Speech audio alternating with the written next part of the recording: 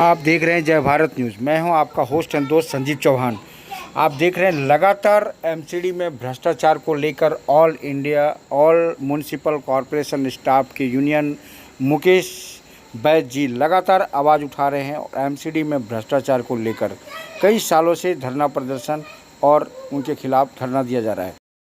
अधिकारी सब भ्रष्ट हैं, सब भ्रष्टाचार में लिप्त हैं। उन्हें किसी काम से कोई मतलब नहीं है, उन्हें जनता से कोई मतलब नहीं है, उन्हें अपनी जेबें भरने से मतलब है।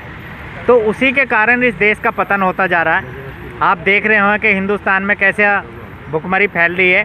कितने लोग अभी उसके कोरोना महामारी के टाइम में भूखे मर रहे हैं, पैदल जा रहे हैं, एक्सीडेंट से मर रहे हैं, कट के मर रहे हैं। तो ये सब प्रकोप है एक तरह का। तो इन लोगों ने जितने भी ये अधिकारी कलम जिनके हाथ में है वो अपनी मर्ज़ी से काम करते हैं, अपनी मर्ज़ी चलाते हैं और उन्होंने अपनी जेब देखनी होती है।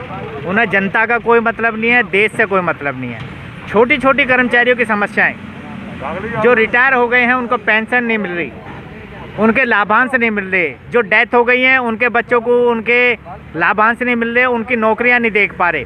तो इन छोटी छोटी चीज़ों को लेकर भी हम आज से नहीं 30-40 साल से लड़ते आ रहे हैं। वही मांगे हैं, पे स्लिप दे दो, तनख्वाह दे दो। ये तो सरकारों को भी देखना चाहिए। दिल्ली सरकार जो भ्रष्टाचार के लिए जानी जाती है और 3 बार मुख्यमंत्री बन गए, भ्रष्टाचार का नाम लेके सीट पे बैठ गए, भूल गए भ्रष्टाचार। अरे आप दिल्ली के मुख्यमंत्री हैं, जितने भी ये अधिकारी भ्रष्ट हैं इनको जेलों में भेजो सबको। अभी आपने देखा होगा यूपी में कानपुर में 500 पुलिस वालों के नाम उसके अंदर आए हैं, बड़े बड़े अधिकारी वहाँ पर मिले हुए हैं। अब उनका क्या हुआ देखो, कितने मिले हुए हैं। किसी को लाइन हाजिर कर दिया, किसी को सस्पेंड कर दिया। अरे उन पर देशद्रोही के केस लगने चाहिए, वो देशद्रोही हैं। एक बदमाश के, एक जनता के सेवक प्रतिनिधि होने के बाद, जनता के सेवक होने, देश के सेवक होने के बाद आप बदमाशों से मिले हो, आप भ्रष्ट हो, तो उन पर देशद्रोही के केस लगने चाहिए।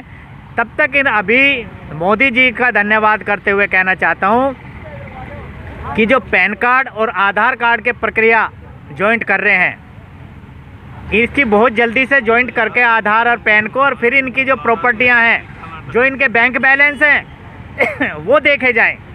तब पता चलेगा इन लोगों की भ्रष्टाचारी का। कलम नहीं टेकना चाहते, कलम टेकेंगे तो अपने स्वार्थ के लिए, पैसे के लिए, बाकी आम आदमी के लिए कोई काम नहीं होता। आप देख रहे हैं ना, 8 पुलिस वाले मारे गए तो तुमने 1000 आदमियों की फोर्स लगा दी जी, ढूंढो उसे, ढूंढो उसे, ढूंढो उसे।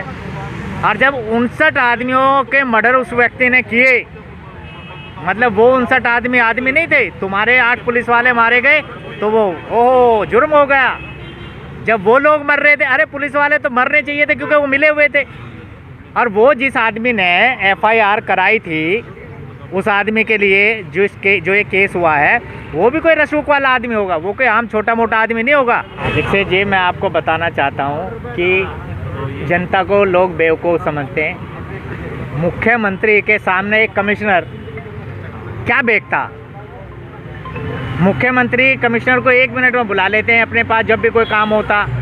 अब वो कहते हैं, अब उनका मतलब है कि जी निगम में हमारी सरकार बनवाओ, फिर वो कहेंगे हमारी केंद्र में सरकार बनवाओ, तब हम भ्रष्टाचार की लड़ाई लड़ेंगे। तो इसका मतलब वो तो सीट के लिए लड़ाई लड़ रहे हैं। आपने देखा होगा कि पहले वो जब बनने से पहले, मुझे बंगले नहीं चाहिए, मुझे कारें नहीं चाहिए, मैं तो पैदल जाऊंगा, मेरे को कुछ नहीं चाहिए। आज तो शहंशाह की ज़िंदगी जी रहे हैं मुख्यमंत्री महोदय। तो ये सब ढकोसले हैं, ये सीट पर बैठना, ऐसा और राज करने की नीति है, बाकी कुछ नहीं है। कि भाई अभी हमारी भी एक शक्ति है। दीक्षित जी, जब तक अभी तक ये कोरोना महामारी चल रही है तब तक तो हम स्ट्राइक वगैरह नहीं कर रहे हैं, लेकिन अगर इसी तरह की कंडीशन रही तो आगे हमें हड़ताल करनी पड़ेगी। हड़ताल के बगैर बात नहीं बनती। जब हड़ताल होती है तभी ये इनके कानों में इनकी आवाज़ जाती है, तभी इनमें खलबली मचती है। अभी आज हम सुबह RR डिपो बंद कर देते, लेकिन हमने नहीं किया क्योंकि महामारी फैल रही है, गंदगी फैले और नहीं कोई बीमारी पैदा हो जाए, इसलिए हमने आज RR बंद नहीं किया। नहीं तो हम RR बंद करने के मूड में थे। फिर हमारी बैठक हुई तो हमने बैठक में ये निर्णय लिया कि अभी RR नहीं, क्योंकि कोरोना जैसी महामारी से अभी जूझ रहे हैं। बरसात का टाइम है, एक महामारी और फैल जाएगी। तो आगे की हम रूपरेखा बनाएंगे कि दिल्ली में स्ट्राइक कराएंगे।